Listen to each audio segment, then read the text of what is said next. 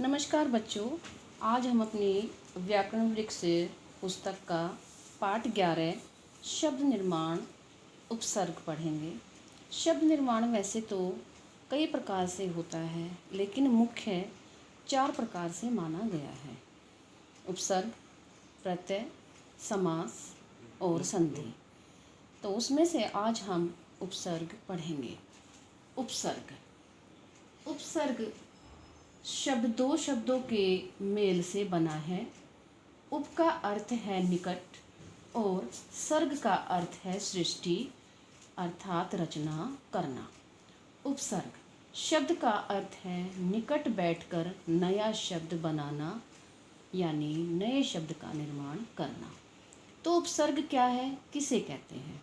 वे शब्दांश जो किसी शब्द से पहले जुड़कर उसके अर्थ में परिवर्तन कर दें, अर्थात उसका अर्थ बदल दें, वे उपसर्ग कहलाते हैं।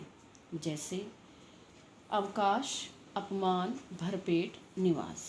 तो यहाँ पर ये तो हैं हमारे पूरे शब्द, लेकिन इन शब्दों से हम उपसर्ग और मूल शब्द अलग करके देखेंगे। उपसर्ग हमारा अव है और मूल शब्द है काश, अर्थात जिससे शब्द बना अवकाश। अप हमारा उपसर्ग है और मूल शब्द है मान, और शब्द बना हमारा अपमान। भर हमारा उपसर्ग है, पेट हमारा मूल शब्द, इससे शब्द बना भरपेट।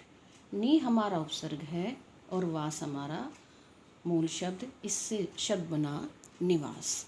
ऐसे ही कुछ शब्दों के उदाहरण देखिए। अधिकार अधिकार हमारा शब्द है। इस अधिकार से हमने उपसर्ग और मूल शब्द अलग किया। तो अधि हमारा उपसर्ग और कार, इससे शब्द कौन सा बना था? अधिकार। ऐसे ही आ प्लस जीवन, तो इससे हमारा शब्द बना आजीवन। ऐसे ही कम प्लस जोर, इससे बना कमज़ोर। तो ये हमारे क्या थे? उपसर्ग से, यानी कि जो हम उपसर्ग लगा करके नया शब्द बनाते हैं तो वो कैसे बनाते हैं। उसके बाद है उपसर्ग के भेद। उपसर्ग के कितने भेद हैं? तो उपसर्ग के 4 भेद हैं। उपसर्ग के 4 भेद कौन से हैं? संस्कृत के उपसर्ग, हिंदी के उपसर्ग, उर्दू के उपसर्ग और संस्कृत के अव्यय।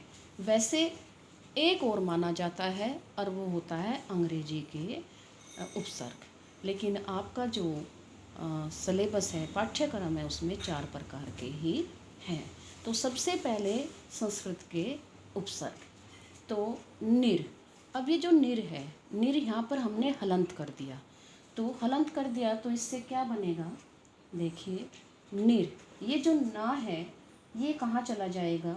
ये जब हम लिखेंगे इसको तो ये चला जाएगा ऊपर, अर्थात कैसे?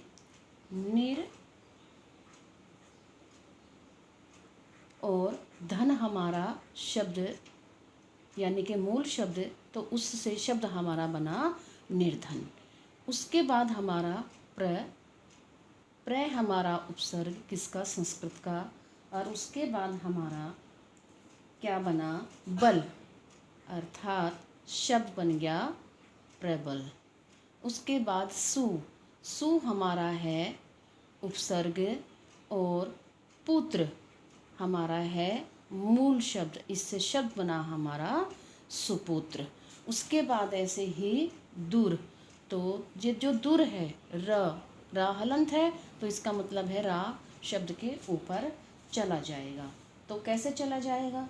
यहाँ पर हम देखते हैं कि दुर, यहाँ देखिए र जैसे ऊपर चला गया, दुर्घटना। तो ये हमारे हैं संस्कृत के। और हैं अब हमारे हिंदी के जो शब्द हैं हमारे, वो हमारा उपसर्ग क्या है? अन। और इसमें हम ऐसा मूल शब्द कौन सा जोड़ें जो शब्द बन जाए? तो देखिए, अन प्लस पढ़, तो क्या बन गया? अनपढ़। उसके बाद ऐसे ही उन में कौन सा ऐसा मूल शब्द जोड़ें जो शब्द बना दे, एक नया शब्द बना दे? तो हो गया उन प्लस 30, तो क्या हो गया 29। उसके बाद ऐसे ही पर, और पर में ऐसा कौन सा शब्द जोड़ें जो हमारा क्या बन जाए, एक शब्द बन जाए। तो पर में हमने जोड़ दिया पर प्लस लोक, तो क्या बन गया परलोक।